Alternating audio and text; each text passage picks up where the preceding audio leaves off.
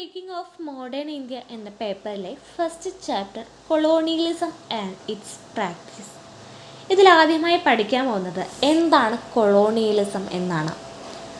സാമൂഹികപരവും സാമ്പത്തികപരവും രാഷ്ട്രീയപരവുമായി ഒരു കോളനിയെ കോളനിവൽക്കരിച്ച ശക്തികൾ ആധിപത്യം പുലർത്തുന്ന ഒരു സ്ഥിതിവിശേഷണമാണ് കൊളോണിയലിസം എന്ന് പറയുന്നത്. സാമ്പത്തിക നിയന്ത്രണം ഏറ്റെടുക്കുക എന്നതാണ് ഇതിൻ്റെ പ്രധാനപ്പെട്ട ലക്ഷ്യം. കോളനികളിൽ മുതലാളിത്ത രാജ്യങ്ങൾ അവരുടെ മതം, രാഷ്ട്രീയം, സാമ്പത്തിക ക്രമം, സാംസ്കാരികം എന്നിവയെല്ലാം അടിച്ചേൽപ്പിക്കുന്നു. 15-16 നൂറ്റാണ്ടുകളിലാണ് കൊളോണിയലിസം ആരംഭിക്കുന്നത്. അടുത്തത് ഇമ്പീരിയലിസം. യഥാർത്ഥത്തിൽ കൊളോണിയലിസത്തിലേക്കുള്ള ഒരു മാർഗമാണ് ഇമ്പീരിയലിസം എന്ന് വേണമെങ്കിൽ പറയാം. സാമ്രാജ്യങ്ങൾ ഉണ്ടാക്കുന്ന ഒരു പ്രോസസ്സാണ് ഇമ്പീരിയലിസം എന്ന് പറയുന്നത്. രാഷ്ട്രീയ അധികാരം സൈനിക ശക്തി ഉപയോഗിച്ച് നടപ്പിലാക്കുകയാണ് ഇവിടെ ചെയ്യുന്നത്. ആഫ്രിക്കയിലാണ് പ്രധാനമായും ഇമ്പീരിയലിസം നടക്കുന്നത്. അപ്പോൾ എന്താണ് കൊളോണിയലിസം എന്ന് പറഞ്ഞു, ഇമ്പീരിയലിസം എന്നും പറഞ്ഞു. ഇനി അടുത്തത് പറയാനുള്ളത് ഇന്ത്യയിൽ എങ്ങനെയായിരുന്നു കൊളോണിയലിസം. കൊളോണിയലിസത്തിൻ്റെ ഇന്ത്യയിലേക്കുള്ള ആരംഭം. The company of merchant of London trading into the East Indies എന്ന പേരിൽ ലണ്ടനിൽ സ്ഥാപിതമായ East India company 1600 December 1 Elizabeth രാജ്ഞിയിൽ നിന്ന് ഒരു രാജകീയ ശാസനം പുറപ്പെടുവിച്ചു.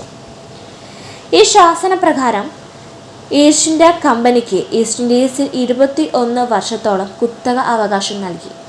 അതായത് the company of the merchant of London trading into the East Indies എന്ന പേരിൽ ലണ്ടനിൽ സ്ഥാപിതമായ ഈസ്റ്റ് ഇന്ത്യ കമ്പനിക്ക് 1600 ഡിസംബർ 1 എലിസബത്ത് രാജ്ഞിയിൽ നിന്ന് ഒരു രാജകീയ ശാസനത്തിലൂടെ ഇന്ത്യയിലേക്കുള്ള അല്ലെങ്കിൽ ഈസ്റ്റ് ഇന്ത്യയിലേക്കുള്ള 21 വർഷത്തെ കുത്തക അവകാശം ലഭിച്ചു.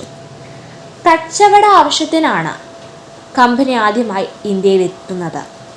എന്നാൽ പിന്നീട് കമ്പനി പിരിച്ചുവിട്ട് ബ്രിട്ടീഷ് സാമ്രാജ്യത്വം ഇന്ത്യയെ അടിമയാക്കുകയായിരുന്നു. ഏകദേശം 200 വർഷത്തോളം ഇന്ത്യയിൽ ബ്രിട്ടീഷുകാർ നിലനിന്നിരുന്നു. ഇത് ഇന്ത്യയെ സാമൂഹികവും രാഷ്ട്രീയവും സാമ്പത്തികമായ മേഖലകളിൽ സ്വാധീനം ചെലുത്തി. 1757-നും 1807-നും ഇടയിൽ 50 വർഷത്തോളം കാലം ഈസ്റ്റ് ഇന്ത്യ കമ്പനി ഒരു വാണിജ്യ സംഘടനയുടെ കീഴിൽ ഇന്ത്യയിൽ ഒരു പ്രാദേശിക സാമ്രാജ്യത്വം നിലനിർത്തിയിരുന്നു. അതായത് 1757-നും 1807-നും ഇടയിൽ ഈസ്റ്റ് ഇന്ത്യ കമ്പനി എന്ന വാണിജ്യ സംഘടനയുടെ കീഴിൽ ഇന്ത്യയിൽ ഒരു പ്രാദേശിക സാമ്രാജ്യത്വം ഗ്രേറ്റ് ബ്രിട്ടൻ സ്വന്തമാക്കി. അടുത്തത് വളരെ ഇമ്പോർട്ടൻ്റ് ആയിട്ടുള്ള ഒരു പാർട്ടാണ് പറയാൻ പോകുന്നത്. ബാറ്റിൽ ഓഫ് പ്ലാസി അഥവാ പ്ലാസി യുദ്ധം. ഇന്ത്യയിൽ ബ്രിട്ടീഷ് ഭരണം ശക്തിപ്പെടുന്നതിന് കാരണമായ പ്രധാനപ്പെട്ട ഒരു യുദ്ധമാണ് പ്ലാസി യുദ്ധം എന്ന് പറയുന്നത്. 1757 ബംഗാളിലാണ് ഇത് ആരംഭിക്കുന്നത്. ഇന്ത്യയെ സംബന്ധിച്ച് ഒരു നിർണായകമായ വർഷമായിരുന്നു 1757. ഈ കാലഘട്ടത്തിൽ ബംഗാളിലെ നവാബായിരുന്നു സിറാജ് ഉദ്ദൗള. കോട്ട വിപുലീകരണം ശക്തമായിരിക്കുന്ന ഒരു കാലഘട്ടം കൂടിയായിരുന്നു ഇത്. എന്നാൽ സിറാജ് ഉദ്ദൗള കോട്ട വിപുലീകരണം നിർത്തിവെക്കാൻ ആവശ്യപ്പെടുകയും ബ്രിട്ടീഷുകാർ ഇത് എതിർക്കുകയും ചെയ്ത സാഹചര്യത്തിലാണ് ഇരുട്ടറ യുദ്ധം നടക്കുന്നത്. ഇരുട്ടറ യുദ്ധം നടക്കുന്നത് കൽക്കട്ടയിലാണ്. ഇത് ബ്രിട്ടീഷുകാരും സിറാജ് ഉദ്ദൗളയും തമ്മിൽ ഏറ്റുമുട്ടുന്നതിന് കാരണമായി. സിറാജ് ഉദ്ദൗളയെ നേരിടാനായി മദ്രാസിൽ നിന്ന് റോബർട്ട് ക്ലൈവ് എത്തുന്നത് ഈ കാലഘട്ടത്തിലാണ്. എന്നാൽ സിറാജ് ഉദ്ദൗളയെ നേരിടുക എന്ന് പറയുന്നത് ഒരു നിസ്സാരമായ കാര്യമായിരുന്നില്ല. കാരണം സിറാജ് ഉദ്ദൗളയുടെ സൈന്യത്തിൽ ഏകദേശം 5000 അംഗങ്ങളും 40 പീരങ്കികളും 10 ആനകളും ഉണ്ടായിരുന്നു. എന്നാൽ റോബർട്ട് ക്ലൈവിൻ്റെ സൈന്യത്തിൽ വെറും 3000 സൈനികർ മാത്രമാണ് ഉണ്ടായിരുന്നത്. അതിനാൽ ശക്തി ഉപയോഗിച്ച് സിറാജ് ഉദ്ദൗളയെ തകർക്കുക എന്ന ലക്ഷ്യം പ്രാബല്യമാവില്ല എന്ന് മനസ്സിലാക്കിയ റോബർട്ട് ക്ലൈവ് സിറാജ് ഉദ്ദൗളയുടെ കൂടെയുണ്ടായിരുന്ന മിർ ജാഫർ എന്ന അദ്ദേഹത്തിൻ്റെ സേനാധിപനെ കൈക്കൂലി നൽകി കൂടെ നിർത്തി. ഇത് ബാറ്റിൽ ഓഫ് പ്ലാസിയുടെ ഒരു നിർണായക ഘട്ടമായിരുന്നു. പിന്നീട് റോബർട്ട് ക്ലൈവും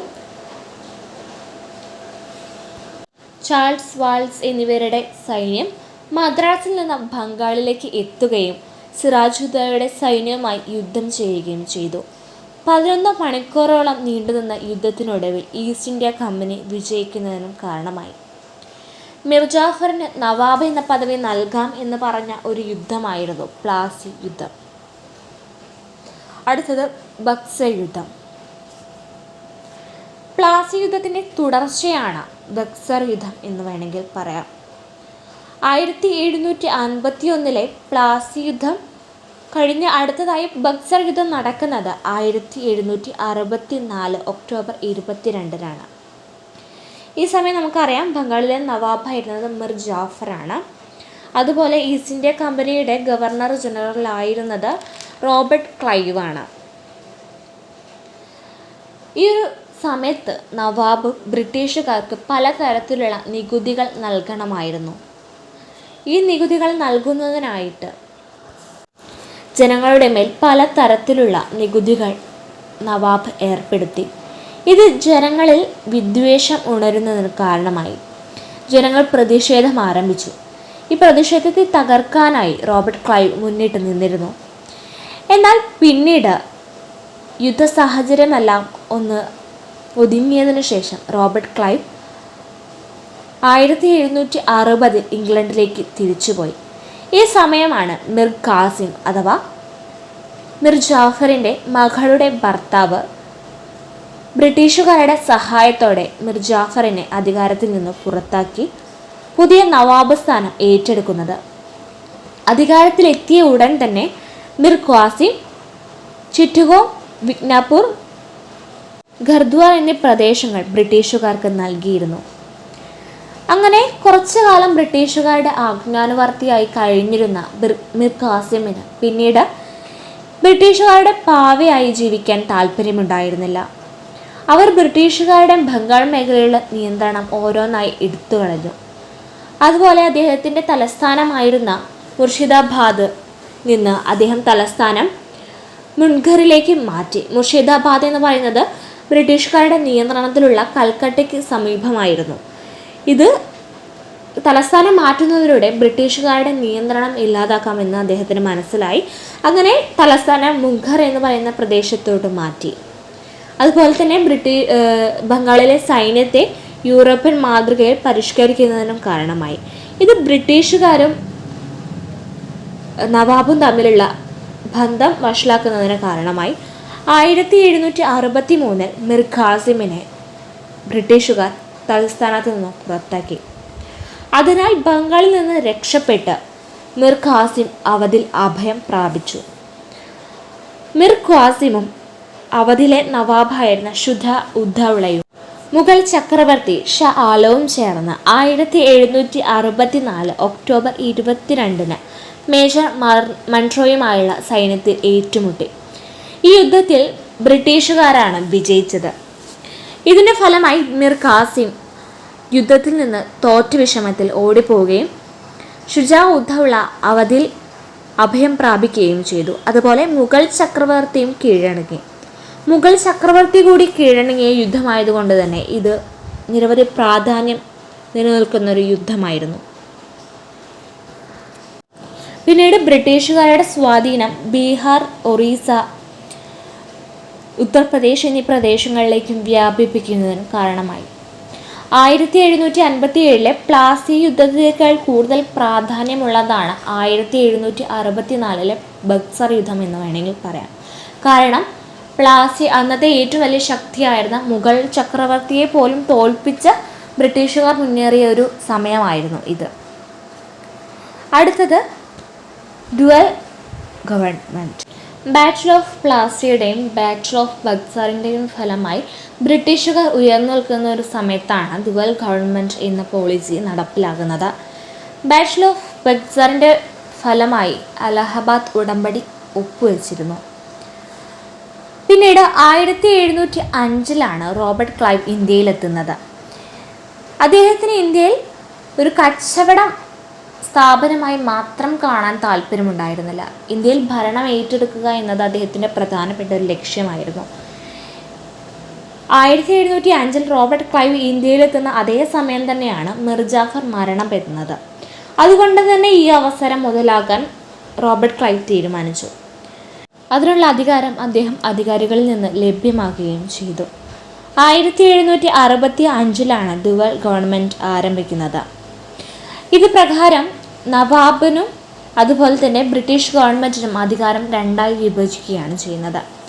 ക്രമസമാധാനം അതുപോലെ തന്നെ നീതിന്യായം എന്നിവ മാത്രമേ നവാബിൻ്റെ കൈകളിൽ ഉണ്ടായിരുന്നുള്ളൂ. യഥാർത്ഥ ഭരണശക്തി കമ്പനി തന്നെയാണെന്ന് പറയാം. 1765 മുതൽ 1772 വരെയുള്ള കാലഘട്ടത്തിലാണ് ബംഗാളിൽ ഡ്യുവൽ ഗവൺമെൻറ് നിലനിന്നിരുന്നത്. ഇതിൻ്റെ പ്രധാനപ്പെട്ട പരിണിത ഫലമാണ് 1770 പട്ടിണി. 1765 മുതൽ 1772 വരെയുള്ള കാലഘട്ടത്തിലാണ് ബംഗാളിൽ ഇത് നിലനിന്നിരുന്നത്. അടുത്തത് റെഗുലേറ്റിംഗ് ആക്ട്. 1773 regulating act. 1772 ആയപ്പോഴേക്കും കമ്പനി സാമ്പത്തിക നഷ്ടത്തിലായിരുന്നു. ബ്രിട്ടീഷ് ഗവൺമെൻറ്റിനോട് £1 മില്യൺ ലോണിന് അപേക്ഷിച്ച കാലഘട്ടമായിരുന്നു ഇത്. അതിനാൽ കമ്പനിയുടെ സാമ്പത്തിക തട്ടിപ്പ് ഗവൺമെൻറ് തിരിച്ചറിഞ്ഞു. സാമ്പത്തിക നിയന്ത്രണം ഏർപ്പെടുത്താൻ തീരുമാനിക്കുകയും ചെയ്തു. അതായത് ഇന്ത്യയുടെ പാതി നിയന്ത്രണം ഗവൺമെൻറ്റിൻ്റെ കീഴിലായിരുന്നു. ഇതിൻ്റെ ഫലമായി പ്രധാനമായും കൊണ്ടുവന്ന മാറ്റമാണ് ബംഗാൾ ഗവർണർ ഇന്ത്യയുടെ ഗവർണർ ജനറലായി മാറി. ഇന്ത്യയിലെ ആദ്യ ഗവർണർ ജനറലായിരുന്നു വാറൻ ഹേസ്റ്റിംഗ്സ്. അദ്ദേഹത്തിൻ്റെ കൂടെ 4 എക്സിക്യൂട്ടീവ് മെമ്പേഴ്സും ഉണ്ടായിരുന്നു. അപ്പോൾ പ്രധാനപ്പെട്ട ഒരു മാറ്റമാണ് ബംഗാൾ ഗവർണറെ ഇന്ത്യയുടെ ഗവർണർ ജനറലാക്കി മാറ്റുക എന്നുള്ളത്. ഇന്ത്യയിലെ ആദ്യത്തെ ഗവർണർ ജനറൽ വാറൻ ഹേസ്റ്റിംഗ്സ് ആയിരുന്നു. അടുത്തത് നിയമവാഴ്ച സംരക്ഷിക്കാൻ കൽക്കറ്റയിൽ ഒരു സുപ്രീം കോടതി ഓഫ് ജുഡീഷ്യറി സ്ഥാപിച്ചു. പക്ഷേ ഈ ജുഡീഷ്യറിയിൽ സാധാരണക്കാരെയും കർഷകരുടെയും ആവശ്യങ്ങൾ പരിഹരിക്കപ്പെട്ടിരുന്നില്ല എന്നത് ഇതിൻ്റെ പ്രധാനപ്പെട്ട ഒരു പോരായ്മയാണ്. അടുത്തത് പിറ്റ്സ് ആക്ട്. വില്യം പിറ്റ്സ് എന്ന ബ്രിട്ടീഷ് പ്രൈം മിനിസ്റ്ററിൻ്റെ പേരിൽ നിന്നാണ് പിറ്റ്സ് ആക്ട് നിലവിൽ വന്നത്. ഈസ്റ്റ് ഇന്ത്യ കമ്പനി ആക്ട് എന്ന പേരിലും ഇത് അറിയപ്പെടുന്നു. റെഗുലേറ്റിംഗ് ആക്ടിൻ്റെ കുറവുകൾ നികത്തുന്നതിനായിട്ടാണ് പിറ്റ്സ് ആക്ട് നിലവിൽ വന്നത്. റെഗുലേറ്റിംഗ് ആക്ട് പ്രകാരം കമ്പനിയുടെ പ്രവർത്തനങ്ങൾ ബ്രിട്ടീഷ് ഗവൺമെൻറ്റിനെ അറിയിച്ചിരുന്നില്ല. യഥാർത്ഥത്തിൽ നിയമപ്രകാരം കമ്പനിയുടെ ഓരോ പ്രവർത്തനങ്ങളും ബ്രിട്ടീഷ് ഗവൺമെൻറ്റിനെ അറിയിക്കണമായിരുന്നു. പക്ഷെ അവരിത് നടത്തിയിരുന്നില്ല. കാരണം അവരുടെ സാമ്പത്തിക തട്ടിപ്പുകൾ ഗവൺമെൻറ് തിരിച്ചറിയുന്നതിനെ അവർ ഭയന്നിരുന്നു. ഇത് പ്രകാരം കമ്പനിയുടെ പ്രവർത്തനങ്ങളെ രണ്ടായിട്ട് തിരിച്ചു: commercial affairs and political affairs. Commercial affairs നിയന്ത്രിച്ചിരുന്നത് കോർട്ട് ഓഫ് ഡയറക്ടേഴ്സ് ആയിരുന്നു. അതായത് ബ്രിട്ടനിലുള്ള അംഗങ്ങൾ. കോർട്ട് ഓഫ് ഡയറക്ടേഴ്സ് ഉള്ളത് ബ്രിട്ടനിലാണ്. അതുപോലെ തന്നെ പൊളിറ്റിക്കൽ അഫയേഴ്സ് നിയന്ത്രിച്ചിരുന്നത് പുതിയ ബോർഡ്. പൊളിറ്റിക്കൽ അഫയേഴ്സ് നിയന്ത്രിക്കുന്നതിനായിട്ട് പുതിയ ബോർഡിനെ ക്രിയേറ്റ് ചെയ്തു. ഇതാണ് ബോർഡ് ഓഫ് കൺട്രോൾ. കമ്പനി നേരിട്ട് ഇന്ത്യയെ ബ്രിട്ടീഷ് ഗവൺമെൻറ്റിനെ അറിയിക്കേണ്ട കാര്യങ്ങളാണ് പൊളിറ്റിക്കൽ അഫയേഴ്സിൽ ഉൾപ്പെടുന്നത്. അതായത് ഇന്ത്യയിലെ ഭരണം, മിലിറ്ററി, റവന്യൂ എന്നിവയെല്ലാം. ഇത് കമ്പനിയെ അറിയിക്കുന്നതിനായിട്ട് ബോർഡ് ഓഫ് കൺട്രോളിനെ ഏർപ്പെടുത്തി. അപ്പോൾ പിറ്റ്സ് ആക്ടിലെ പ്രധാനപ്പെട്ട 2 പാർട്ടാണ് commercial affairs and political affairs. Commercial affairs നിയന്ത്രിക്കുന്നതിനായി കോർട്ട് ഓഫ് ഡയറക്ടേഴ്സും പൊളിറ്റിക്കൽ അഫയേഴ്സ് നിയന്ത്രിക്കുന്നതിനായി ബോർഡ് ഓഫ് കൺട്രോൾ എന്ന് പറയുന്ന പുതിയൊരു ടീമിനെയും ബ്രിട്ടീഷ് ഗവൺമെൻറ് ഇറക്കി. അടുത്തത് ചാർട്ടർ ആക്ട്. പിറ്റ്സ് ആക്ടിൻ്റെ തുടർച്ചയായി കമ്പനിയുടെ കാര്യങ്ങൾ നിയന്ത്രിക്കുന്നതിനായി 4 ചാർട്ടർ ആക്ടുകളാണ് വന്നിരുന്നത്. ഒരു 20 വർഷ ഇടവേളകളിലാണ് ചാർട്ടർ ആക്ടുകൾ നിലവിൽ വന്നത്. ആദ്യ ചാർട്ടർ ആക്ട് 1793 നിലവിൽ വന്നത്. പിന്നീട് 20 വർഷത്തിന് ശേഷം 1813 പിന്നീട് 1833 അത് കഴിഞ്ഞ അവസാന ചാർട്ടർ ആക്ട് 1853 നിലവിൽ വന്നു. അപ്പോൾ ആദ്യ ചാർട്ടർ ആക്ട് 1793 അടുത്തത് 1813 പിന്നീട് 1833 1853 നിലവിൽ വന്നു.